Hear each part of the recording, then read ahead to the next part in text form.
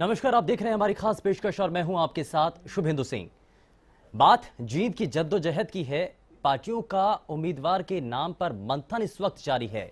पार्टियों के सामने उम्मीदवार के नाम का ऐलान करना ही इस वक्त सबसे बड़ी चुनौती बन चुकी है, क्योंकि जींद की जंग को जीतना सभी पार्टियों के लिए बेहद जरूरी है। तभी तो इतनी जद्दोजहद है और समीकरण बने और बिगड़ते हुए भी दिख रहे हैं।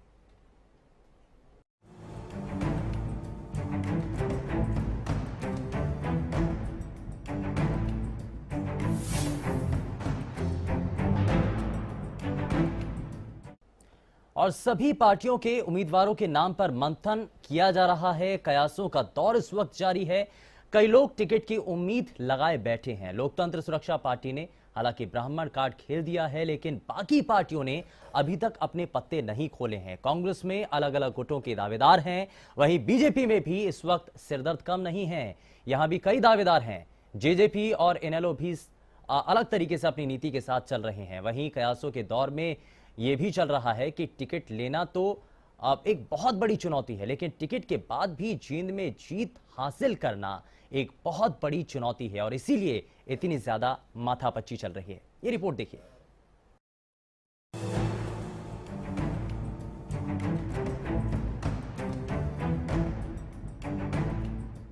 जींद उपचुनाव के लिए पार्टियों की जद्दोजहद जारी है। उम्मीदवार के नामों को लेकर पार्टियां माथापच्ची कर रही हैं, क्योंकि जींद की जंग हर कोई जीतना चाहता है। उपचुनाव की घोषणा के बाद से हरियाणा के राजनीतिक समीकरण बदलने भी शुरू हो गए हैं। इन बनते बिगड़ते समीकरणों के बीच हरियाणा से बड़ी खबर आई है कि पूर्व मंत्री मांगेराम गुप्ता बीजेपी में शामिल हो सकते हैं। चुनाव है तो कयास तो लगाए ही जाएंगे। अब मांगेराम गुप्ता को लेकर कयास क्यों लग रहे हैं, ये भी आपको बताए देते हैं। मांगेराम गुप्ता हरियाणा के दिग्गज नेता हैं और जींद उनका गढ़ रहा है। इसका अंदाजा इसी बात से लगाया जा सकता है कि जींद सीट को मांगेराम गुप्ता के नाम से भी जाना जाता है। वो यहाँ से 4 बार जीते और 4 बार हारे। जींद में मांगेराम का जादू। 1977 के चुनाव में चौधरी देवीलाल की लहर के बावजूद आजाद उम्मीदवार के तौर पर मांगेराम गुप्ता विधायक बने। 1991 में कांग्रेस के टिकट पर मांगेराम गुप्ता ने जनता पार्टी के उम्मीदवार को हराकर जीत दर्ज की। 2000 के चुनाव में मांगेराम गुप्ता इनेलो के गुलशन लाल को हराकर विधायक बने। 2005 के चुनाव में मांगेराम गुप्ता इनेलो के सुरेंद्र बरवाला को हराकर विधानसभा पहुंचे। शामिल होने के कयास के बीच बीजेपी ने फिलहाल तो विराम लगा दिया है। बीजेपी के प्रदेश अध्यक्ष सुभाष बराला ने कहा है कि अभी मांगेराम गुप्ता बीजेपी में शामिल नहीं हुए हैं। वहीं मांगेराम गुप्ता ने भी किसी भी पार्टी में जाने से इनकार कर दिया। अभी ऐसा कुछ नहीं है, अभी वो पार्टी में नहीं है। जब पार्टी में नहीं है तो किसी भी प्रकार के कोई विचार का सवाल उठता नहीं है। चर्चाएं कि बीजेपी में शामिल हो रहे हैं, देखिए चर्चाएं तो बहुत सारी रहती है और बहुत सारे लोग शामिल होते हैं, और ये तो भविष्य की बात है कि कौन कौन और लोग शामिल होते हैं, आप देखते जाइए। दरअसल दिल्ली में बीजेपी ने चुनाव समिति की बैठक बुलाई थी, जिसमें जींद चुनाव के लिए उम्मीदवार के नाम पर चर्चा हुई, जिसमें बीजेपी के दिग्गज नेता शामिल हुए। लेकिन बैठक से पहले प्रदेश अध्यक्ष सुभाष बराला ने साफ कर दिया कि जो भी नाम हम फाइनल करेंगे वो केंद्रीय नेतृत्व को भेजा जाएगा, यानी कैंडिडेट के नाम पर फाइनल मुहर आलाकमान ही लगाएगा।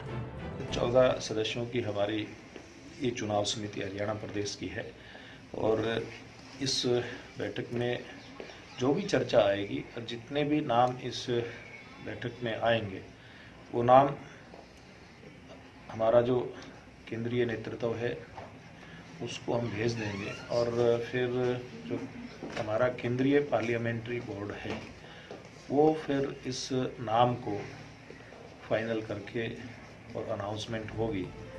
इस चुनाव में अभी जद्दोजहद चल रही है। राजकुमार सैनी की पार्टी एलएसपी को छोड़कर अभी किसी पार्टी ने उम्मीदवार के नाम का ऐलान नहीं किया। बाकी पार्टियां अभी मंथन ही कर रही हैं। सैनी ने ब्राह्मण के उम्मीदवार को उतार कर दाव खेल दिया है। अब देखना है कि बाकी पार्टियां इस चाल का क्या तोड़ निकालती हैं। Bureau report, Haryana news.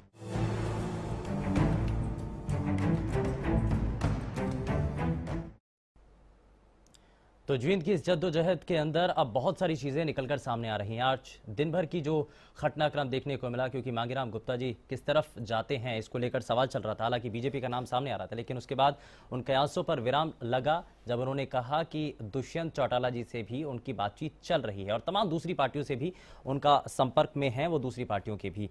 लेकिन अब क्या अगला कदम होता है, कौन किसके साथ आता है, ये देखना होगा। लेकिन लोकतंत्र सुरक्षा पार्टी की तरफ से सबसे पहले अपना कैंडिडेट घोषित कर दिया जा चुका है, लेकिन क्या इसका बेनिफिट भी उनको मिलेगा इस उपचुनाव के अंदर, ये भी देखना है। लेकिन चलिए जरा चर्चा की शुरुआत करते हैं। हमारे साथ खास पैनल इस वक्त कार्यक्रम में जुड़ चुका है। सबसे पहले आपको मिलवा देते हैं उनसे। भारतीय जनता पार्टी से प्रवक्ता डीसी यादव जी हमारे साथ कार्यक्रम में हैं। लोकतंत्र सुरक्षा पार्टी से प्रवक्ता संजय ज्ञान जी हमारे साथ हैं। इंडियन नेशनल लोकदल से प्रवक्ता उमेश भाटी जी हमारे साथ हैं और जननायक जनता पार्टी से प्रवक्ता दलबीर धनखड़ जी हमारे साथ कार्यक्रम में जुड़ चुके हैं। सभी खास मेहमानों का कार्यक्रम में बहुत स्वागत है। लेकिन सबसे पहले डीसी यादव जी, इससे पहले क्योंकि जब ये सीट खाली हुई, हरिचंद मिड्डा जी के बाद कृष्ण मिड्डा को एक रुझान उनका बीजेपी की तरफ देखने को मिला। उन्होंने पार्टी ज्वाइन की, लेकिन ये इस वक्त चर्चा भी चल रही है कि शायद पार्टी की तरफ से उनको कैंडिडेट अपना घोषित किया जाए। लेकिन मांगेराम गुप्ता जी यदि पार्टी के अंदर आते हैं, बीजेपी ज्वाइन करते हैं, तो अब ये कुछ चर्चाएं चल रही थी। बराला जी ने कहा कि हम किसी भी तरीके से इसमें कोई कंडीशन नहीं अप्लाई करना चाहते हैं, यानी कि अगर वो बिना किसी शर्त के आए तो हम उनका वेलकम करते हैं, स्वागत करते हैं, अदरवाइज नहीं, क्योंकि इससे पहले भी बिना शर्त हमने सभी को पार्टी ज्वाइन कराई है। तो क्या ये जो स्ट्रैटेजी है वो इसलिए है कि ज्यादा लोग अब जुड़ रहे हैं तो मुश्किल बढ़ जाएगी कैंडिडेट उतारने के लिए? देखिए जी, भारतीय जनता पार्टी में नेताओं का ज्वाइन करने का जो क्रम है वो लगातार चल रहा है। कृष्ण मिड्डा जी ने ज्वाइन किया, उसके बाद टेकराम कंडेला जी ने ज्वाइन किया, अभी मांगेराम जी की बात चल रही है। तो ये आज से नहीं, शुरू से ही चल रहा है। नेता अपने हमारी पार्टी की में विश्वास रख के, पार्टी की नीतियों में विश्वास करके, नहीं, पार्टी की परेशानी भी अब यही बन रही है कि आखिर किसको कैंडिडेट उतारा जाए। नहीं, ऐसा कोई बात नहीं है। जितने भी लोग आएंगे, जो भी टिकट मांगेंगे, जरूरी नहीं है सभी इलेक्शन लड़ने के लिए पार्टी में आते हैं। जितने भी लोग आएंगे उनमें से जो टिकट मांगेंगे सबको एक सही तरीके से पार्टी की रीति नीति के हिसाब से कंसीडर किया जाएगा और बेस्ट कैंडिडेट चुनाव मैदान में उतारा जाएगा। नहीं, जब चुनाव होगा तो उस वक्त कैसे संभालेंगे? ऐसा तो नहीं कि अंदर अंदर लॉबिंग कुछ हो और किसी और दिशा में चला जाए चुनाव? नहीं, भारतीय जनता पार्टी में ऐसा कुछ नहीं है। जो भी फैसला होगा सर्वसम्मति से होगा और सब लोग मिलजुल के काम करेंगे और इलेक्शन जीतने का प्रयास करेंगे। चलिए, कांग्रेस पार्टी ने तो कहा है कि 10 तारीख के आसपास वो ऐलान कर देंगे अपने कैंडिडेट का। आप कब करने जा रहे हैं? मीटिंग्स तो शुरू हो चुकी हैं। डीसी यादव जी। जी। नहीं, ये तो देखिए हर पार्टी का अपना तरीका है, अपनी सोच है और अपनी कार्यशैली है। सब अपने अपने तरीके से काम करेंगे और उनके पास जो बेस्ट कैंडिडेट होगा उसको उतारेंगे। और कांग्रेस में जो थोड़ा सा अलग से बात है वो कि वहाँ नेताओं के अपने अपने ग्रुप हैं और उसी को लेकर बहुत सारे कैंडिडेट अलग अलग तरीके से आएंगे और उनका आपस में उसके थोड़ा सा मतभेद भी रहता है और एक सहमति बनने में बड़ी मुश्किल होती है। चलिए, मैं थोड़ा सा लाइन से हटकर भी एक सवाल करना चाह रहा था कि चर्चा इस वक्त कुछ नामों को लेकर जो चल रही है, इस वक्त चर्चाएं कुछ नामों को लेकर हैं, तो बताना चाहेंगे कौन कौन से नाम हैं, किसको आगे माना जाए? नहीं, अभी तो किसी का आगे और पीछे होने की कोई बात ही नहीं है। अभी तो सही बात पूछो तो इलेक्शन डिक्लेयर हुआ है, सभी कैंडिडेट सामने आए भी नहीं है कौन कौन टिकट मांग रहा है। जो भी टिकट मांगेंगे सबका उसका ध्यान रखते हुए और विचार किया जाएगा और जो बेस्ट कैंडिडेट है वही मैदान में उतारा जाएगा। चलिए, ठीक है। जरा संजय ज्ञान जी, क्योंकि आपने अपनी पार्टी का जो कैंडिडेट है वो सबसे पहले उतारा है, तो क्या इसका बेनिफिट लोकतंत्र सुरक्षा पार्टी को इस चुनाव के अंदर मिलेगा? क्योंकि राजकुमार सैनी जी भी बार बार यही कह रहे हैं कि सबसे पहले हमने कैंडिडेट उतारा है तो उसका बेनिफिट हमें मिलने जा रहा है। शुभेंदु जी, निश्चित रूप से देखिए, हमारी पार्टी की जो विचारधारा है वो बहुत स्पष्ट है। हमारे पास नीति है, विचारधारा है, कार्यक्रम है, नेतृत्व है। हमने उस सोच के साथ हम मैदान में आए, हम अपने कैंडिडेट को लेकर के आए, हमने अपने मुद्दे जनता के समक्ष रखे। हमारे पास ऐसा कार्यक्रम नहीं है। अगर आप जींद का इतिहास उठा करके देखेंगे तो 5 बार कांग्रेस पार्टी ने राज किया और पिछले 2 बार से जो है कि 4 बार अगर कुल मिलाकर के देखें और पिछली बार 2 बार लगातार से इनेलो यहां पर राज कर रही।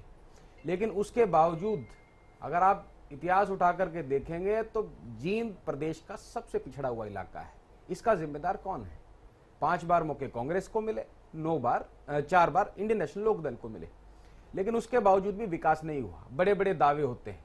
कैंडिडेट्स की बात करें तो अभी आप प्रोमो में भी दिखा रहे थे और 4 बार जो है कि मौका एक ही कैंडिडेट को मिला जो कि मांगेराम गुप्ता जी। 2 बार मौका हरिचंद मिड्डा जी लगातार हैं। कभी वो बीजेपी में जाते हैं, कभी वो कांग्रेस में जाते हैं। वही लोग हैं जो एक दूसरी पार्टियों में घूमते रहते हैं और जनता का फुटबॉल बना रखा है। विकास, अगर वास्तविकता से विकास के पैमाने पे इन लोगों को कसा जाए तो ये कहीं खड़े नजर नहीं आते, 0/0 है।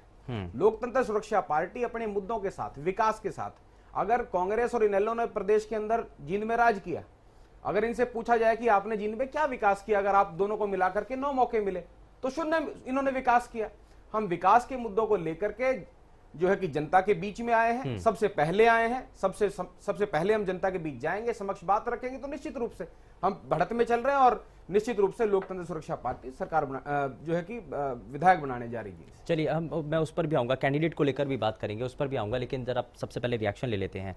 दलबीर धनखड़ जी, बातचीत चल रही है क्योंकि मांगेराम गुप्ता जब ये कह रहे थे कि भारतीय जनता पार्टी में कयास लगाए जा रहे थे कि वो जा रहे हैं उस तरफ, लेकिन इन सब चीज़ों पर विराम तब लगा जब उन्होंने कहा कि नहीं जी, हमारी तो बातचीत अभी जननायक जनता पार्टी के नेता दुष्यंत चौटाला जी से भी चल रही है। तो कहाँ तक पहुंची है बातचीत? समेंदु जी, सबसे पहले तो मैं बताना चाहूँगा, ये वर्ष चुनावी वर्ष है और बाई चांस मैं कहूँगा उपचुनाव आ गया जींद का डॉक्टर साहब की मृत्यु के बाद। उपचुनाव आने से एक बात तो आप मान के चलिए, इसे चुनाव में 2 नई पार्टियां जाएंगी, राजकुमार सैनी जी की पार्टी और जननायक जनता पार्टी। बाकी कांग्रेस, भारतीय जनता पार्टी और इंडियन नेशनल, ये ऑलरेडी चुनाव चिन्ह पलटेंगे। जिस तरह की चुनाव चिन्ह की शायद राजकुमार सैनी जी को भी अभी नहीं मिला, टेक्निकल प्रॉब्लम की वजह से टाइम लगता है, हमें भी चुनाव चिन्ह नहीं मिल पाएगा, ऐसी उम्मीद है। कैंडिडेट की जहां तक बात है, हर पार्टी का एक अंदरूनी लोकतंत्र होता है, वो अपने हिसाब से कैंडिडेट की छटनी करते हैं, सारे नाप तोल एक तरह से देखे जाते हैं, सारे समीकरण देखे जाते हैं, उस तरह से कैंडिडेट सामने आएंगे। तो टाइम से पहले ऑलमोस्ट सबके कैंडिडेट आ जाएंगे। तारीख रखी जाती है, आप ने पता है, चुनाव आयोग की एक डेट होती है कब आप अप्लाई कर सकते नहीं, हो। मांगेराम गुप्ता जी को लेकर जो इस वक्त चर्चा चल रही है, मांगेराम गुप्ता जी का जहां तक बात है, दुष्यंत जी से उनकी भेंट हो चुकी है, वो आप सब ने पता ही है। नहीं, वो तो ऑफिशियल तो कुछ जो है वो तो थोड़ा बहुत पता है, लेकिन बाकी अनऑफिशियल क्या है जरा वो तो बता दीजिए। मैं आपको वही बता रहा हूँ, कैंडिडेट जो है समय लगता है छांटने में, चुनने में, देखने में, सब तरह के समीकरण देखने में समय लगता है। बहुत मुलाकातें होती हैं, बहुत लोग लड़ना चाहते हैं। आपको पता होगा पार्टियों में क्या होता है, कोई भी पार्टी है उसमें बहुत सारे कैंडिडेट इसलिए आते हैं कि हमें चुनाव लड़ाया जाए, बहुत सारे उन्होंने पेशकश की है, इसलिए आते हैं। मांगेराम जी ने पेशकश की थी दुष्यंत जी से जी कि उनको सीट मिले। नहीं, मुलाकात होना अलग बात है, टिकट मांगना अलग बात है, मैं वही आपसे पूछ रहा अलग बात है, मैं वही आपसे पूछ रहा हूँ कि उन्होंने मांग की है। नहीं, ऐसी कोई बात ही नहीं हुई है, एक मुलाकात हुई है, बातें हो रही हैं, हम देखेंगे कौन कैंडिडेट अच्छे से अच्छा वहां कर पाता है। हर पार्टी अपनी समझ से अच्छे कैंडिडेट को टिकट देता है, इसमें कोई शक नहीं है। हम भी उन्हीं में से एक है, दूसरी पार्टियां उन्हीं में से अच्छे से अच्छा कैंडिडेट ढूंढने की कोशिश करता है। जिताऊ कैंडिडेट पर सब दाव खेलते हैं। और ये मैं फिर कहता हूँ, ये बाई इलेक्शन है, इसके बाद चुनावी साल भी है ये। चलिए मैं इस दौरान ये भी पूछ लेता हूँ, यदि मांगेराम जी आते हैं आपकी पार्टी में, मांगेराम जी आते हैं, ठीक है, वो तो है ही, मांगेराम जी यदि आपकी पार्टी में आते हैं, यदि ऐसी बातचीत हो जाती है, आपको लगता है कि जिताऊ कैंडिडेट हैं वो? देखिए, मांगेराम जी 4 बार विधायक बन चुके, सामाजिक व्यक्ति हैं, जहां भी जाएंगे देखो उनका वजन है, इसमें कोई शक नहीं। कोई ऐसा व्यक्तित्व नहीं है कि कोई दाग हो, नया हो, ठीक है, एक उम्र है उनकी, उनका तजुर्बा है, यानी कि वो जिस भी पार्टी में जाते हैं तो वो दूसरी पार्टियों को उसका नुकसान उठाना पड़ेगा। चलिए मैं जरा आता हूं संजय ज्ञान जी, आपके पास भी आऊंगा, लेकिन मनीष खटाना जी हमारे साथ कार्यक्रम में जुड़ चुके हैं। बहुत स्वागत है मनीष जी आपका कार्यक्रम में, कांग्रेस पार्टी से प्रवक्ता है। मैं सभी से पहले रिएक्शन ले लेता हूं। उमेश भाटी जी, इंडियन नेशनल लोकदल का ये गढ़ माना जाता है, इस गढ़ के अंदर अब सेंधमारी करने के लिए सभी राजनीतिक दल पहुंच चुके हैं। भारतीय जनता पार्टी अभी तक अपना झंडा, अपना पताका इस इलाके पर नहीं फहरा पाई है, लेकिन बीजेपी पूरी पुरजोर तरीके से कोशिश में है, कांग्रेस वापसी के इंतजार में है, जननायक जनता पार्टी और लोकतंत्र सुरक्षा पार्टी इस किले को सेंधने के लिए, इस सेंधमारी करने के लिए पूरी तरीके से आश्वस्त हैं। कैसे बचाएंगे अपना किला? देखिए, हर पार्टी की अपनी एक रणनीति होती है और उस रणनीति के तहत जो है वो इलेक्शन लड़ती है। हमारा भी पूरा जो रणनीति है वो हमने तैयार कर रखी है और एक मजबूत तरीके से हम इसके अंदर वापस इलेक्शन में उतरेंगे। और 4 बार जैसे हमारे वहां से विधायक रहे हैं, सबके सामने क्लियर है, ये गढ़ है इंडियन नेशनल लोक दल का। मानते हैं भारतीय जनता पार्टी का कभी वहां पर ना तो कभी वजूद रहा और आने वाले समय भी वजूद नहीं रहेगा वहां पर। कांग्रेस का रहा था, वो बीत चुका है मामला, लेकिन 4 बार जिस तरह से हम लोगों ने वहां पर अपनी जीत दर्ज करी है, हम इस बार भी जो है पूरी मेहनत से और पूरे लगन से हम वापस से जो है इस सीट को इंडियन नेशनल लोकदल। लेकिन ऐसा क्यों हो रहा है उमेश जी कि इंडियन नेशनल लोकदल के जो कार्यकर्ता हैं, जो नेता हैं, वो छोड़कर चले जाते हैं? अब आप कृष्ण मिड्ढा जी को देख लीजिए, वो छोड़कर बीजेपी में चले गए। सुरेंद्र बरवाला जी का यदि ट्रैक रिकॉर्ड आप देखें तो वो भी आपकी पार्टी से जुड़े हुए थे, जो कि बीजेपी में पहुंच चुके हैं। तो ऐसा क्यों कि इंडियन नेशनल लोकदल से तोड़कर लोग जा रहे हैं, टूटकर क्यों जा रहे हैं? ये तो यही दिखाता है कि अब आने वाले समय में इंडियन नेशनल लोकदल कमजोर हो जाएगी। नहीं, ऐसा नहीं है, ऐसा कुछ भी नहीं है। ये चुनावी वर्ष है और हर आदमी को ये लगता है कि मुझे कहां से टिकट मिलेगी, कैसे होगी। और ये जो एक चलता है सारी पार्टियों के अंदर कि कोई किसी पार्टी के अंदर जाके मीटिंग करके आ रहा है, कोई किसी पार्टी के अंदर मीटिंग करके आ रहा है, और जो सच्चा कार्यकर्ता होगा वहीं पे रहेगा और वहीं पे लड़ाई लड़ेगा अपनी। और ये होता है चुनावी वर्ष के अंदर, आपको मिलेंगे, आपको बहुत सारे ऐसे लोग होंगे जो ये टिकटॉक के चक्कर नहीं, तो यानी कि नाखुश है ना कार्यकर्ता और नेता? ये नहीं है कि कार्यकर्ता और नेता यानी कि नाखुश हैं? नहीं, ऐसा कुछ भी नहीं है। मैंने तो पार्टी छोड़ने का तो कोई मतलब ही नहीं है ना। जिस आदमी को इलेक्शन लड़ना है, अगर उसको इंडियन नेशनल लोकदल से टिकट नहीं मिल रही है तो बीजेपी की तरफ जाकर खटखटाएगा, वो जो है लोकतांत्रिक पार्टी में जाएगा, आम आदमी पार्टी, किसी भी जाके खटखटाएगा वो। ठीक है, सब जो है खुले हैं, कोई भी कहीं से लड़ सकता है। ठीक है मनीष, इंडियन नेशनल लोकदल अपनी जीत जो है दर्ज करेगी वहां पर। ठीक है मनीष जी, वापसी कैसे होगी और कब कैंडिडेट का ऐलान या कब तक होगा? मंथन तो चल रहा है और ये भी कहा जा रहा है कि बहुत सारे ग्रुप हैं, तो किसका नाम आगे? देखिए, बहुत ही जल्द, क्योंकि कांग्रेस का जिस तरीके से आपने देखा 5 राज्यों में चुनाव जीते हैं और लोगों का मत कांग्रेस की प्रति रुझान बहुत ज्यादा बढ़ गया है। क्योंकि जैसा कि राहुल जी ने कहा था कि मुख्यमंत्री चयन को लेकर भी तस्वीरें देख ली थी मनीष जी। बिल्कुल बिल्कुल। और हमारे यहाँ 4 साल की जो सरकार जो भाजपा की रही है, जिस तरीके से उन्होंने लुभावने वायदे करके हरियाणा की जनता को ठगा था, हरियाणा की जनता ने जो इनसे अपेक्षाएं की थी और जिस तरीके के वायदे और जुमले इन्होंने इस सरकार ने किए, वो सबके सामने आ चुका है। तो इस सरकार का तो चौथा पूरा लगभग पूरा हो गया है, तो अब सरकार का जाने का समय आ गया है। और जहां तक इंडियन नेशनल लोकदल की बात करें तो उसके कार्यकर्ता आपको पता है 2 हिस्सों में बंट चुके हैं। तो हरियाणा की जनता के पास कांग्रेस के अलावा कोई विकल्प इस समय नहीं बचा और कांग्रेस 100% वहां पर जीत दर्ज करेगी। और आने वाला समय लोकसभा चुनाव में और विधानसभा चुनाव में आप देखना कांग्रेस पूर्ण बहुमत से सरकार बनाएगी। चलिए खैर, ये तो मैं अपने कांग्रेस के प्रवक्ता भाई को ठीक करना चाहूंगा। एक्चुअली आजकल भ्रम फैलाने की राजनीति कर रहे हैं, चाहे देश हो या प्रांत हो या कहीं भी हो। अभी मेरे भाई ने बोला है कि 5 राज्यों में कांग्रेस जीती है। कौन से 5 राज्यों में आप जीत गए? आप खाली 2 राज्यों में जीते हैं। एक में तो आपकी अभी भी वोट परसेंटेज कम है, 3 में से भी, और आप 5 बोल रहे। एक में तो आप बुरी तरह हारे हो और दूसरी में आप अलग बात है। दो में तो चुनाव ही नहीं आपका। चुनाव को लेकर हमारा सुपड़ा साफ नहीं हुआ है, हम नहीं सुपड़ा साफ हुआ है। आपने 2% किसानों का कर्ज भी माफ नहीं किया है। आप भ्रम फैला रहे।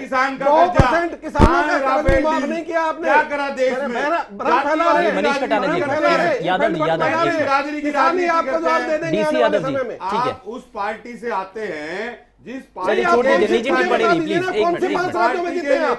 कौन से 5 राज्यों में जीते बता तो दीजिए। आप टीवी क्लेम कर रहे हैं। चर्चा थोड़ा ट्रैक से अलग जा रही है, प्लीज एक मिनट।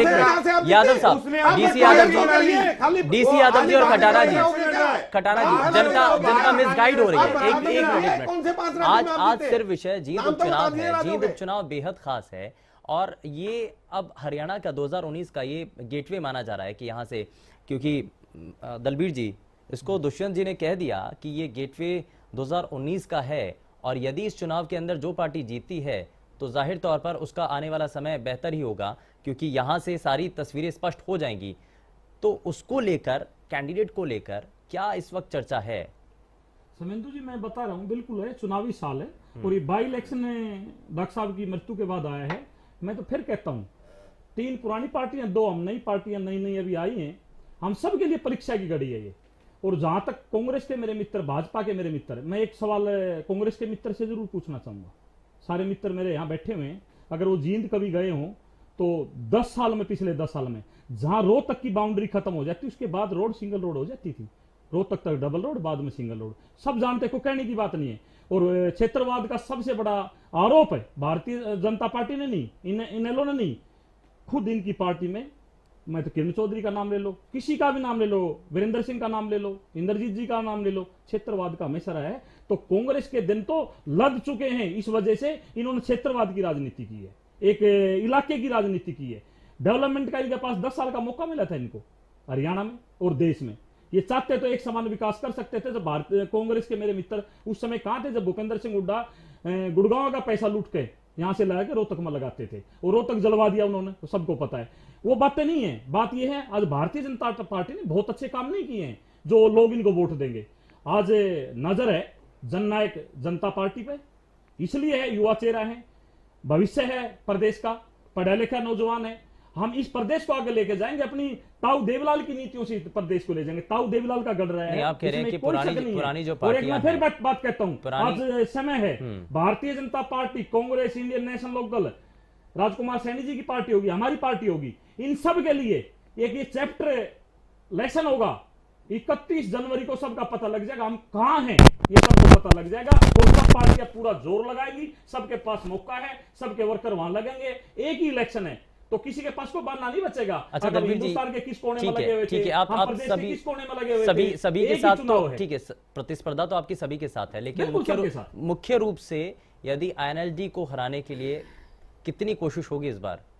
मैं आईएनएलडी की बात ही नहीं करूंगा, सरकार में आज भारतीय जनता पार्टी है हमारी। अगर कोई मुकाबला, आप शुरुआत से कहते रहे कि हम आईएनएलडी को आईना दिखाएंगे, हमें बताएंगे कि हम दिख जाएगा, सबको दिख जाएगा, सबका दिख जाएगा। मैं आज कितनी लंबी लंबी बात कर जाऊं, 31 जनवरी को हम सबका आईना यहाँ दिख जाएगा, आप ही दिखाओगे दोबारा, और प्रदेश की जनता दिखाएगी। हम कौन है आईना दिखाने वाले? संजय जी। शुभेंदु जी, मैं स्पष्ट कर दूं आपको, अभी साथी मेरे बोल रहे थे, लोकतंत्र सुरक्षा पार्टी के जो उम्मीदवार हैं पंडित आसरे जी, विनोद आसरे जी, हमारी पार्टी से चुनाव लड़ने जा रहे हैं और हमारे सिंबल पे लड़ने जा रहे हैं। इलेक्शन कमीशन हमें सिंबल अलॉट कर चुका है, उसके लिए ऑथराइज्ड लेटर जो है वो हमें कल मिल जाएगा। मैं स्पष्ट कर दूं तो लोकतंत्र सुरक्षा पार्टी इस बार जो है अपने सिंबल पर चुनाव लड़ने जा रही है, एक बात। दूसरी बात मैं साफ कर दूं आपको, जिस प्रकार से मैंने आपको बताया 5 बार जींद पर राज कांग्रेस ने किया और 4 बार इंडियन नेशनल लोकदल पार्टी ने किया, लेकिन झूठ और झूठ और झूठ, वही लोग कभी बीजेपी और कभी इंडियन नेशनल लोकदल में और कभी कांग्रेस में जाते हैं। लेकिन स्पष्ट समझना होगा हमें कि जो लोग ये कहते हैं कि एक तरफ से आलू डालो और सोना निकलता है, ये कांग्रेस वाले लोग कहते हैं, ये वही लोग हैं इनेलो वाले कहते हैं जो है कि तुम्हारे गांव में सुन लीजिए, बीच में मत बोलिए आप, मैं आपके बीच में नहीं बोल रहा हूँ, बीच में नहीं बोलिए आप, मैं आपके बीच में नहीं बोल रहा हूँ, नहीं गलत बात। आप मेरी बात सुन लीजिए, अपनी बारी बोलिए, सुन लीजिए, आप सुन लीजिए, आप अपनी बारी बोलिएगा, आप अपने मौके पे बोलिएगा, मैं कहाँ आपको रोक रहा हूँ। चलिए, आपको मैं मौका दूंगा मनीष जी, आप अपने समय पे पूरा बोलिए। खूब बरगलाया आपने, अब जनता आपकी बातों में आने वाली नहीं है। ये वही इंडियन नेशनल लोकदल है जो जनता में जाकर के कहते थे कि आपके गांव में नोट छापने की मशीन भेज देंगे, छाप लेना जितने छापने हो, फिर अगले गांव में चली जाएगी। इतने झूठे लोग, सर से पैर तक झूठ में लिबड़े हुए लोग आज जनता के बीच में जाकर के, जिन्होंने 66 में हरियाणा बना था तब से लेकर आज तक जींद को इतना पिछड़ा कर दिया कि वो आज तक अपनी स्थिति में आने में नाकाम है। उसके बाद फिर जनता में जाते हैं बेशर्मी से, फिर बोलते हैं कि हम विकास कराएंगे। जनता इनको देख चुकी है, किस मुंह से जनता के पास जाएंगे, कौन से विकास की बात करेंगे, कल तक आपने क्यों नहीं किया और आज कौन सी जादू की छड़ी आपके पास आ गई जो आप विकास कर दोगे। तो कांग्रेस से, इनेलो से जो है कि जनता ये सवाल पूछने वाली है। और भारतीय जनता पार्टी की सरकार अब थी, उन्होंने क्यों नहीं विकास किया, डीप लाइन का पैसा क्यों नहीं दिया, या सरकार ने जो घोषणाएं की उसमें से उन्होंने सारी घोषणाएं क्यों नहीं पूरी की, ये सब सवाल जनता के बीच है। लोकतंत्र सुरक्षा पार्टी विकास के मुद्दे को लेकर के और जो पिछड़ापन जींद को आज तक मिला उसके अंदर बदलाव करने के लिए उस मुद्दे को लेकर के जनता के बीच में है, और जनता लोकतंत्र सुरक्षा पार्टी को जो है कि बहुमत देने वाली। ठीक है, भाटी जी, जींद में इतने समय तक राज किया और मौजूदा वक्त में भी पार्टी से आपके ही विधायक थे, आखिर इतना ये आरोप जो लग रहे हैं कि विकास नहीं हुआ जींद के अंदर, चाहे सड़कों की बात हो, चाहे पानी की पाइपलाइन की बात हो, चाहे और दूसरे विकास कार्यों की बात हो, स्कूलों की स्थिति को लेकर बात हो, ये तो जनता पूछेगी ना। आप जनता के बीच जब पहुंचेंगे वोट मांगने के लिए तो ये तो आपको जवाब देना पड़ेगा ना, आपने क्या किया। शुभेंदु जी, मैं पहले तो लोकतांत्रिक पार्टी जो भी है, मैं इनके प्रवक्ता जो है अभी बड़े बड़े बोल रहे थे और लोगों को बेशरम बता रहे थे, वो बता रहे थे। मैं पहले इनसे ये पूछूंगा कि इनके राजकुमार सैनी जी ने क्या इस्तीफा दे दिया है क्या बीजेपी से? अभी तक इनको खुद ये नहीं पता है कि वो बीजेपी में है, कौन सी पार्टी में क्या है, इनको यही समझ नहीं आ रहा है। दूसरी पार्टियों पे बेशर्मी का जो है ये लांछन लगा रहे हैं। आप खुद ही उस पार्टी से, बीजेपी से आप इलेक्शन जीतकर एमपी बन के आए हो, आप उसी पार्टी से टूट के अलग हो रहे हो, ठीक है। आप उन्हीं पार्टियों को आप बेशरम पार्टी बता रहे हैं। आप मतलब समझ नहीं आ रहा है कि आप खुद बेशरम है या दूसरी पार्टियां बेशरम है। आपने ऐसा क्या कर दिया राजकुमार सैनी ने हरियाणा के अंदर कि उनको लग रहा है कि हम लोग पता नहीं क्या करने वाले हैं। क्या उन्होंने अपने क्षेत्र का विकास कर दिया? क्या कुछ चीजें ऐसी हैं आपके पास में, मुद्दे ऐसे हैं या आपके पास में कोई ऐसी चीज कहने लायक है कि हरियाणा में देखिए राजकुमार सैनी ने ये काम कर दिया जो किसी ने नहीं करा, किसी पार्टी ने नहीं करा। तो हम अगर हरियाणा में सरकार बनाएंगे तो हम पूरे हरियाणा को जो है बिल्कुल एक नंबर पे लेके जाएंगे, जैसे पहले कांग्रेस लेके गई थी एक नंबर पे। मौका तो आपको भी मिला ना, पार्टी लेके जा रही है। भाटी जी मौका तो आपको भी मिला ना, आपने जीत के अंदर क्या किया? मैंने पहले उनकी बात का जवाब दिया है। अब दूसरी में बात जो आपने कहा कि भी जो वहां पर देखिए 10 साल से कांग्रेस थी, उसके बाद पिछले 5 साल से बीजेपी में, और 10-15 साल के अंदर किसी भी जो विधायक, जो अपोजिट विधायक है, उसको इन्होंने 1 रुपए की भी ग्रांट नहीं दी है। विपक्ष के विधायकों की 1 रुपए की ग्रांट नहीं दी है। विपक्ष का विधायक कहां से काम करवाएगा? ये कहते हैं कि सबका साथ सबका विकास, लेकिन ये सिर्फ अपना विकास कर रहे हैं, इनको मतलब नहीं है किसी चीज से। अगर ये सबका साथ सबका विकास करने वाले लोग होते नहीं, तो कितना अपोज किया इस बात को लेकर, कितना अपोज किया, कितना अपोज किया चाहिए। लेकिन ये अपने लोगों को तो 100-200 करोड़ का फंड दे रहे हैं, लेकिन जहां विपक्ष का विधायक है वहां ये 1 रुपए भी उनको नहीं दे रहे हैं। इनको मजबूर कर रहे हैं कि लोगों को ये लगे कि देखिए आपने विपक्ष के जो है विधायक जिताए हैं तो आपको नुकसान उठाना। ठीक है, जरा यादव जी से रिएक्शन लेते हैं। मैं आता हूं संजय जी आता हूं। अभी प्रवक्ता बीजेपी के प्रवक्ता बता दें कि क्या राजकुमार सैनी रिजाइन दे चुके हैं क्या? आप ये बता, चलिए पहले जरा ये जवाब ले लेते हैं। ठीक है, पार्टी में है कि नहीं है? ठीक है, जवाब ले लेते हैं। ठीक है भाटी जी जवाब ले लेते हैं। संजय जी जवाब दे हेड है वो इतनी हिम्मत नहीं कर पा रहे कि वो जो है बीजेपी। ठीक है, जरा जवाब। ठीक है, अभी सुन लीजिए, इनेलो के साथी बड़े बड़े बोल रहे हैं, जानकारी के साथ नहीं आए। बिल्कुल जानकारी नहीं, तुम तो बोला बहुत जानकारी लेके आए, हम तो बोला वो है। आपके बीच में नहीं बोल रहा हूं, जानकारी का मतलब है इसमें बोल रहे हैं आप। सुन लीजिए, क्या जानकारी है आपका हाथ खराब हो जाता है सुनते ही। सुन लीजिए, जानकारी लेके नहीं, जानकारी लेके क्या मतलब है आपका? टीवी के ऊपर सबको पता है सारी चीजें, गुंडागर्दी सारा वो सुन लीजिए, पता चल जाएगा किस तरीके से तुम लोगों ने जो रखा है। एक मिनट, बहुत सभ्य तरीके से। इन्हीं के पार्टी के नैना चौटाला ने आज तक इस्तीफा नहीं दिया। इन्हीं की पार्टी के नेता को विधानसभा में बैठ करके गालियां देती हैं, उनका इस्तीफा इन्होंने कभी नहीं मांगा, नहीं दिया। फिर बीच में बोल रहे हैं आपका हाजमा खराब हो जाता है, मुद्दे नहीं आपके पास। राजकुमार सैनी, ठीक है चलिए छोड़ दीजिए, चलिए वो विषय भी नहीं है। खैर आपके बीच में नहीं बोल रहा हूं, उनको नहीं निकाला है। इनके अनूप धाड़क जो दूसरी पार्टी में चले गए उनको नहीं निकाला, इनके राजदीप फोगाट उनको इन्होंने नहीं निकाला, इनके नागेंद्र बढ़ाना ठीक है, ये सुन लीजिए, एक सेकंड मुझे 1 मिनट चाहिए। इनके नागेंद्र बढ़ाना 4 साल से इनको गालियां दे रहे हैं, उनको पार्टी से निकाला। पूछते हैं राजकुमार सैनी ने इस्तीफा दिया कि नहीं? अगर आपकी राजनीति समझ थोड़ी भी हो तो आपको ये पता होना चाहिए, अगर कोई व्यक्ति अपनी पार्टी बना लेता है, कोई व्यक्ति अपना कैंडिडेट सिंबल पे अगर उतार रहा है तो निश्चित रूप से वो पार्टी छोड़ चुका। इस्तीफा हमने भारतीय जनता पार्टी को 4.5 साल पहले भेज दिया। ये भारतीय जनता पार्टी बताएगी उनका स्टैंड क्या है, हमने क्लियर कर दिया। अगर कोई पार्टी चलिए ठीक है, बीजेपी से भी क्लियर कर लेंगे। ठीक है जरा आप भाजपा के जिनकी पार्टी के राष्ट्रीय अध्यक्ष भ्रष्टाचार के आरोप में सर से पैर तक डूबे और गुंडागर्दी और जातिवाद के। चलिए ठीक है वो अलग विषय है। अगर मैं बोलने आपको 1 मिनट, ठीक है चलिए एक छोटे से ब्रेक के लिए यहाँ रुकना पड़ रहा है, एक छोटे से ब्रेक के लिए यहाँ रुकना पड़ रहा है, लेकिन ब्रेक के उस पार मैं बिल्कुल जरा इस बात का जवाब ले लेंगे। एक छोटे से ब्रेक, जल्द लौट रहे हैं। ब्रेक के बाद आप सभी का स्वागत है और चर्चा बेहद गर्म है, लेकिन इस गहमा गहमी के बीच एक सवाल अभी भी उठ रहा है क्योंकि नीतिगत मुद्दों को लेकर बात है। हालांकि ब्रेक पर जाने से पहले चर्चा थोड़ी दूसरी दिशा में जा रही थी, लेकिन जरा वापस चर्चा को ट्रैक पर लेकर आते हैं क्योंकि यहाँ नीति की बात है। जींद के अंदर जितना विकास हुआ, कितना होना था, कितना बाकी है, और जनता के बीच जब पुरानी पार्टियां वापस पहुंचेंगी तो क्या मुंह लेकर पहुंचेंगी और जनता के सामने क्या कहेंगे, कितना विकास उन्होंने किया, जनता ये जरूर उनसे पूछेगी। मैं यादव साहब आपसे मैं रिएक्शन लूंगा, मैं भाटी जी आपके पास भी आऊंगा, लेकिन खटाना जी आपने एक लंबे समय तक पूरे प्रदेश के अंदर काम किया, लेकिन उसके बाद भी जींद के लिए ये कहते हैं कि आपने वहां पर भेदभाव किया, आपके उस वक्त के मुख्यमंत्री ने इलाके के अंदर विकास नहीं होने दिया, ये आरोप हैं।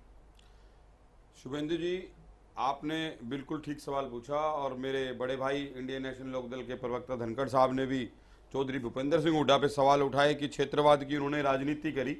तो मैं आप सभी का ध्यान एक बार जरूर लाना चाहूँगा कि पंचकुला से लेकर पंचकुला, अब उसके बाद आपका करनाल, रोहतक, जींद, हिसार, रेवाड़ी, गुड़गांवा, झज्जर, पूरे हरियाणा में पहले सिर्फ 5 राज्य के विश्वविद्यालय थे जिसकी संख्या 2005 से 14 के बीच में 15 हो गई। अगर डीम निजी विश्वविद्यालय की बात करें तो 3 से 27 हो गई।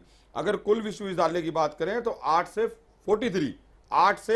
43 हो गई। और राजकीय महाविद्यालय की बात करें तो 60 से 105 और तकनीकी संस्थान की बात करें तो 154 से बढ़ाकर चौधरी भूपेंद्र सिंह हुड्डा की सरकार में 657 हो गई।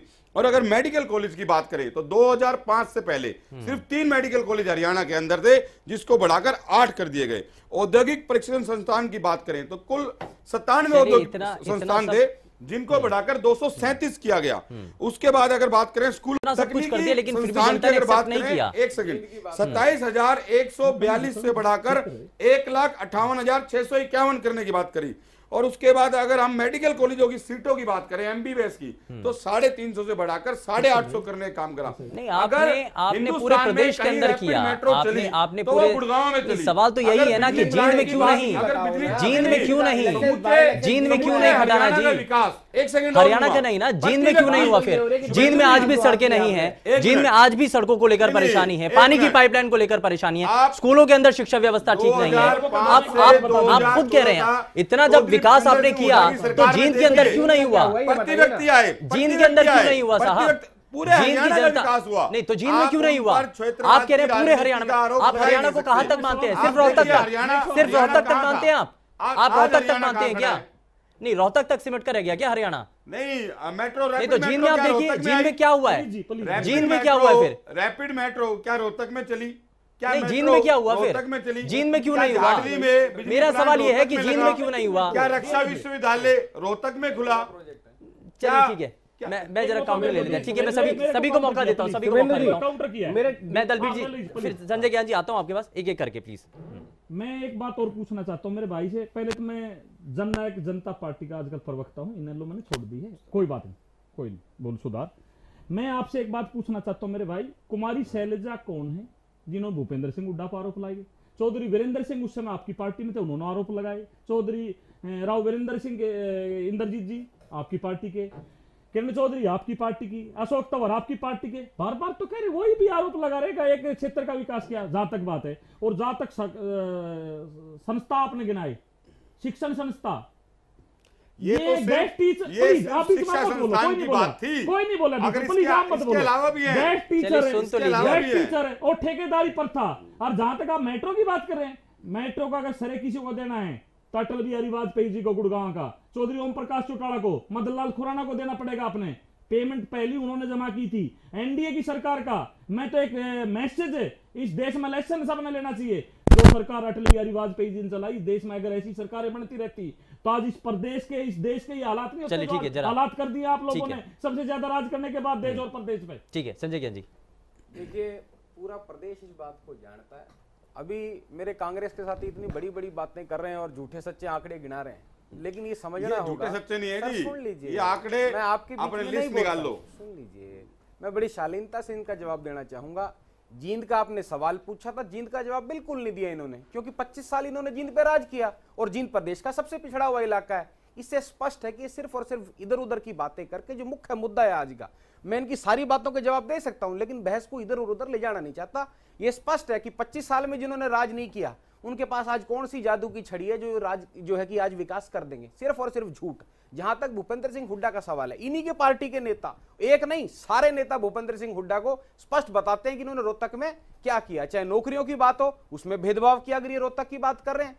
उसके अलावा पूरा प्रदेश जानता है कि हरियाणा को जलाने का काम भूपेंद्र सिंह हुड्डा ने किया। 5000 पन्नों की चार्जशीट के अंदर साफ साफ लिखा है कि भूपेंद्र सिंह हुड्डा कांग्रेस के विभिन्न जिलाध्यक्ष और हरियाणा को अगर जलाने का काम करा तो भाजपा के राज में आप बोल लीजिए, आपके सांसदों ने करवाया। अगर भाईचारे को मिटाने का काम करा तो आप आपके सांसद ने आपके करा, पास मुद्दे अगर चिल्लाने पहले से से नहीं राजनीति का नारा लगाया चिल्लाने से नहीं तो होगा, आपके सांसद ने चिल्लाने लगाया। से नहीं आप होगा। लोकतंत्र आपके पार्टी की पास बात मुद्दे करते नहीं हैं, है, आपके आपने पास हरियाणा बात को नहीं गिराने का है। काम मेरे किया है। बीच में सिर्फ असल में इसलिए बोलते आप हैं लोगों कि को सच्चाई अधिकार जनता नहीं के है। बीच में ना नहीं, जाए। संजय ज्ञान जी। अगर आप तेज बोलने लोगों से को होता तो अधिकार नहीं आपसे है। बहुत आप लोकतंत्र संजय की ज्ञान, बात करते हैं। आज ये मुद्दा नहीं है, प्लीज। जनता की बात करें, शुभेंदु खटाना जी, अधिकारी खटाना जी, के प्लीज, बीच एक में मिनट, एक बोल मिनट, रहे हैं। एक मिनट, सिर्फ और एक सिर्फ मिनट। जनता को संजय ज्ञान जी, बरगलाने एक के लिए मिनट। जनता के बीच में बोलते हैं, सुनिए। जनता को बेवकूफ बनाते हैं, हमारे बीच में बोलते हैं। ये आज विषय नहीं है, ये आज विषय नहीं। देखिए, विषय पर रहिए। मैं संजय ज्ञान जी आपसे भी कहना चाहूंगा, विषय पर रहिए। ठीक है, ठीक है। खटाना जी प्लीज, मैं भाटी जी आता हूँ आपके पास भी। मैं किसी के बीच में नहीं ठीक बोल है, रहा मैं हूं, आता हूँ आपके पास, आता हूँ बिल्कुल आपके किसी के बीच में नहीं बोल रहा हूँ, मेरे बीच में आता हूँ आपके पास। तो आप गलत ठीक है, एक मिनट खटाना जी, आप अपनी बारी में मेरे खटाना जी, बाबा जवाब दे दीजिए। देखिए, आप अपनी बारी में अपने तथ्य का देखिए जवाब समय दे जाहिर हो दीजिए। रहा है, समय जाहिर हो रहा है मेरी डिबेट बात का। का जवाब दे मैं दीजिए, संजय आपके ज्ञान पास जी, है तो। संजय ज्ञान जी मेरे बहुत बीच में जल्दी से, बोलते हैं। बहुत जल्दी से मेरी 10 बात का सेकंड आपके जवाब- पास। मैं आपकी बात का ठीक जवाब है, दे रहा हूं। मैं ठीक है, मैं आपका बोला मौका आपके मिल बीच चुका है। में। भाटी जी, शुभेंदु जी, मेरा एक सवाल डीसी साहब से है, जो हमारे बीजेपी के प्रवक्ता है। नहीं मैं पहले सवाल आपकी तो बात सवाल का तो जवाब बाद में दूंगा। है, लेकिन पहले लेकिन आपने एक जो सवाल सवाल आपसे उठाया, है। उनका एक जवाब दे मिनट, दीजिए। भाटी जी, मैं भाटी जी, उनका आपका जवाब दे समय दीजिए। रहा। पहले आप आप पहले उनका ठीक है, जवाब कांग्रेस ले से लीजिए और सवाल बाद में यादव साहब, पूछिए। यादव साहब, मैं आपसे भी सवाल पहले जो पूछूंगा। बोला है, उसका लेकिन जवाब भाटी ले जी, लीजिए। कांग्रेस से तो सवाल पूछ लिया, उन्होंने क्या किया 10 साल के अंदर। आपने क्या किया? आपके विधायक वहां से रहे, आपने क्यों नहीं किया वहां पर विकास? और यदि आपको काम नहीं कराने दे रहे थे, कितनी बार आपने अगेंस्ट रहे उनके, कितनी बार आपने विरोध किया? देखिए, मैंने मैं अपने जो बीजेपी के प्रवक्ता से है बैठे हुए हैं, मैं उनसे एक चीज पूछना चाहूंगा, मैं क्योंकि आज नेशनल चैनल में बैठे हुए हैं और एक अपडेट मुझे लेना है उनसे, जो है कि राजकुमार सैनी क्या भारतीय जनता पार्टी छोड़ चुके हैं, क्या उनका रिजाइन एक्सेप्ट हो चुका है, क्या वो अब भारतीय जनता पार्टी के एमपी नहीं है? मुझे ये अपडेट जो है नेशनल चैनल पर, क्योंकि देखिए, जो लोकतांत्रिक पार्टी के वो तो कह रहे हैं जी हमने 4.5 साल पहले छोड़ दिया था, लेकिन 4.5 साल में मुझे नहीं, मुझे अपडेट नहीं चाहिए। आज का विषय नहीं है, नहीं विषय नहीं है, लेकिन ये चीज नेशनल चैनल पे क्लियर होनी चाहिए ना कि जो लोकतांत्रिक पार्टी वहां इलेक्शन लड़ने जा रही है, उनके जो सुप्रीमो है, क्या वो भारतीय जनता पार्टी छोड़ चुके हैं, क्या वो भारतीय जनता पार्टी से रिजाइन कर चुके हैं? तो ये डीसी साहब से मेरा सवाल है, मैं अपडेट करना चाहूंगा इस पर। नहीं ठीक है, इस पर नहीं, मैं ये चाहता हूं कि ये आज विषय आज की डिबेट का विषय बहुत अलग है। उनके प्रवक्ता ने बोला कि जी आप अपडेट होके आइए, हम अपडेट नहीं है, हम अपडेट लेना चाहते हैं। चलिए ठीक है, जरा जल्दी से जवाब लेते हैं। यादव जी जरा जवाब दे दीजिए। पहले इन्होंने जो पहले क्वेश्चन उठाया है उसका जवाब दूंगा। ये कहते हैं कि अपोजिशन के विधायकों को फंड नहीं देते। आपके माननीय विधायिका नैना चौटाला जी ने विधानसभा में खड़ा होकर सरकार की बड़ाई की है कि ये सरकार सबका विकास कर रही है, और हमारे मंत्री जी का धन्यवाद किया विधानसभा में खड़ा होकर। कब किया है? आप निकाल लीजिए ना रिकॉर्ड, कब किया है? ये लोकसभा के रिकॉर्ड में ये चीजें कब किया है? नहीं है क्या? हाँ अभी किया है, इसी विधानसभा में किया है। कब किया? अभी इसी विधानसभा में किया है। और उन्होंने एक रिक्वेस्ट की थी हमारे मंत्री जी को, जितने सुन तो लीजिए ना, सारे के सारे आप सुन तो लीजिए। नैना चौटाला जी ने खड़े होके एक सड़क मांगी थी कि मेरे विधानसभा क्षेत्र में एक सड़क बना दीजिए। नरवीर सिंह जी ने विधानसभा में कहा था, बहन जी आप एक नहीं जितनी सड़कें बनवाना चाहते हैं मुझे लिस्ट दे दीजिए, सारी सड़कें बनवाऊंगा, और वो बनवाई। उसके बाद नैना चौटाला जी ने धन्यवाद किया मंत्री जी का, अगर आप बहुत अच्छा काम कर रहे हैं हरियाणा के विकास के लिए। जो सवाल पूछा था, दूसरी और बात कहूंगा, ये पड़ोस के नूह जिले से, नूह विधानसभा के आपके विधायक हैं जाकिर हुसैन जी, मैं बता रहा हूँ रिकॉर्ड 1200 करोड़ 1500 करोड़ के बीच में उनको ग्रांट दी गई है उनके विधानसभा क्षेत्र में। आप पूछ लीजिए अपने विधायक से, मुझे आप अपडेट करिए। सबका विकास कर रहे हैं, हो गया, उसका भी जवाब मैं देता हूँ। हो गया, गिनवा दिया आपने, बहुत सारा गिनवा दिया, लेकिन अब स्पष्टीकरण दे दीजिए। इस बात का जवाब तो वैसे तो देना चाहिए लोकतांत्रिक प्रजातंत्र पार्टी, सुरक्षा पार्टी के लिए, इनके उसको हमारे राजकुमार सैनी जी आज भी, उन्होंने तो गेंद आपके पाले में डाल दिया। मैं बता रहा हूँ पाले में दी है तो मैं जवाब दूंगा ना। बीजेपी को राजकुमार सैनी जी भी आज भी हमारी रीति नीति और कार्यशैली में विश्वास करके हमारे सांसद हैं ऑन रिकॉर्ड। नहीं तो और अगर विश्वास तो कर ही नहीं रहे ना, कर रहे अगर उनको विश्वास नहीं है, अगर उनको विश्वास नहीं है, अगर उनको विश्वास नहीं है, उनको विश्वास नहीं है तो वो रिजाइन करके क्यों नहीं जाते? अगर इनके प्रवक्ता को अपडेट करिए, वो रिजाइन कर दे। अगर हमारी आज भी वो हमारी रीति नीति में विश्वास करते हैं, हमारी कार्यशैली को पसंद करते हैं, हमारी टिकट पे लड़े हैं, और वो आज भी हमारे यादव साहब संजय ज्ञान जी ने कहा है कि उनकी जो नेता हैं सांसद सैनी जी जो हैं, उन्होंने रिजाइन कर दिया है, अब आप बताइए ना, ये रिजाइन कॉपी एक्सेप्ट दिखा हुआ है देना कि यहाँ नहीं पे। हुआ है? ये कॉपी दिखा दे, रिजाइन कर दिया है तो प्रेस को दे दे कॉपी। मैं जवाब दे देता हूं। कॉपी नहीं, कॉपी ठीक है, हालांकि बहुत जल्दी से, ये आज का विषय नहीं है, प्लीज ये आज का विषय नहीं है, बहुत जल्दी से अगर खत्म करना चाहते हो। वो आदमी संजय, हमारे बस सांसद हैं, जल्दी से हमारे जल्दी। रीति नीति को मानते हैं। शुभेंदु जी, बड़ी एक राजनीतिक समझ की बात, अगर किसी की राजनीतिक समझ शून्य है तो मेरे समझ से बाहर है ये मामला। आप ही एक्सपर्ट हैं राजनीति फिर के। बीच में बोलते हैं, आप फिर बीच में बोलते हैं, ऐसी करते हैं, आप बातें ऐसी करते हैं, गलत बोलते हैं आप तो पैदा भी नहीं हुए राजनीति में, आप तो राजनीति में पैदा ही नहीं हुए और इतनी बड़ी बड़ी बातें कर रहे हैं। दूसरों को ज्ञान बांट रहे हैं आप। मैंने एक बात कही है, मैंने इनको बोला नहीं, आप वापस जोर की जाइए, दाढ़ी कर रही है, अपने आप साथ ये बात जोर की कीजिए। दाढ़ी में ज्ञान तो आपको अभी लेना है, ज्ञान तो आपको अभी लेना है। मैं एक मैंने मिनट, एक बात एक मिनट, कही है, एक जनरल मिनट। बात कही है, संजय ज्ञान, संजय ज्ञान, एक मिनट, बात कीजिए। वापस लीजिए, मेरे बीच में बोल रहे अपने हैं। शब्द वापस लीजिए। मैं इसलिए अपने डीसी शब्द यादव, वापस डीसी रखना नहीं चाहता। डीसी यादव, मैंने आपको बोला नहीं, आप एक मिनट, डीसी यादव, ठीक है संजय ज्ञान जी, हो गया। ये आज चर्चा का विषय भी नहीं है। एक मिनट, एक मिनट, ये चर्चा का आज विषय नहीं है, प्लीज। मुझे बोलना है। मैं एक मिनट आता हूँ, एक मिनट संजय ज्ञान जी, एक मिनट। देखिए समय चर्चा का जाया जा रहा है, मैं बिल्कुल भी, देखिए ये बिल्कुल नहीं चलेगा, देखिए बिल्कुल नहीं चलेगा ये सब। आज की चर्चा का विषय जींद उपचुनाव है, प्लीज मैं सभी से रिक्वेस्ट करना चाहूंगा, मैं सभी से रिक्वेस्ट करना, बिल्कुल नहीं होगा, बिल्कुल नहीं होगा ये। देखिए डीसी यादव साहब, नहीं डीसी यादव साहब, ये गलत बात है, गलत बात है। संजय ज्ञान जी प्लीज, ये अब टॉपिक नहीं है, इस पर हो चुका है डिस्कशन, हो चुका है, ठीक है। एक मिनट, चलिए मैं उनकी तरफ से माफी मांग लेता हूँ, ठीक है, लेकिन इसमें ठीक है। मैं एक बात आपके चैनल के माध्यम से, एक मिनट संजय ज्ञान जी, हो गया, मेरे बीच में ऐसी बातें बोलने में आपके बोलने कौन देगा? कैसे आपकी बात सुनेगा कौन? चोर की दाढ़ी में कोई नहीं तिनका, सुनेगा, चोर की दाढ़ी में तिनका। ये देखिए, चोर की दाढ़ी में तिनका। मैं बड़ी पीड़ा हो गई, सब तो बोलते हैं। एक मिनट, डीसी यादव जी और संजय ज्ञान जी प्लीज एक मिनट जरा आप, मैं आपके पास आता हूँ। देखिए समय जाया जा रहा है बिना बात के डिबेट का, मैं ठीक है, मैं जल्दी से, हाँ मैं बहुत बड़ी बड़ी पार्टी के प्रवक्ता हैं और अपनी पार्टी का पक्ष रखते हैं, बड़ी अच्छी बात है, तथ्यों के आधार पर रखते हैं, जैसे भी रखते हैं, लेकिन मेरी हाथ जोड़ के रिक्वेस्ट है, जो राजकुमार सैनी जी की पार्टी से जो प्रवक्ता यहाँ पर आए हुए हैं, सबसे पहले तो हमारे जो साथी प्रवक्ता है, जो हमारे पिता तुल्य हैं, उनकी उम्र का भी ध्यान रखा जाए और इस तरीके की शब्द इस चैनल के माध्यम से ना बोले। नहीं, मैं इसके लिए चोर की दाढ़ी में, ठीक है, एक मिनट, आप किसको चोर की दाढ़ी में, शुरू से एक मिनट, मैं इसके लिए मैं यहीं पे, देखिए आप सभी हमारे लिए गेस्ट हैं, मैं आप सभी हमारे लिए गेस्ट हैं, आप सभी हमारे लिए मेहमान हैं। देखिए यदि एक मिनट देखिए,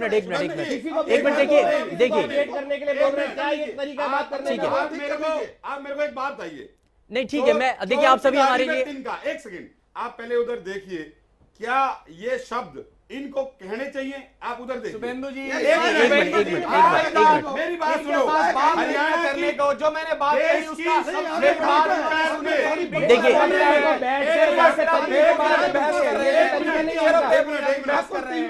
कुछ भी बोलेंगे, सिर्फ बेबुनियादी बहस कर रहे हैं। जो बात मैंने कही, चलिए मैं देखिए सुने मेरी बात सुनिए, एक मिनट खटाना जी, और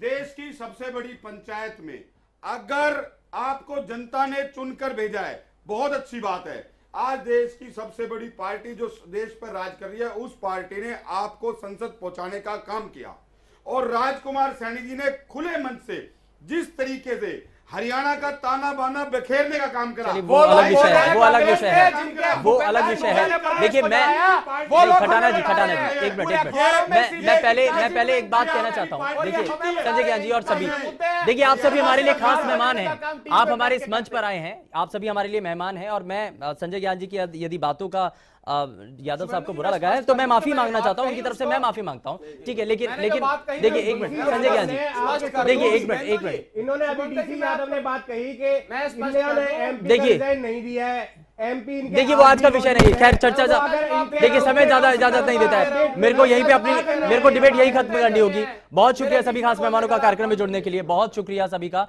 लेकिन जींद उपचुनाव को लेकर जिस तरीके से गहमा गहमी है, सवाल यही है कि राजनीति इस पर काफी ज्यादा हो रही है, चर्चा में आपने देख भी लिया है, लेकिन तय आपको ही करना है कि किसको आपको सत्ता की चाबी सौंपनी है। पेशकश में फिलहाल बस इतना ही, नमस्कार।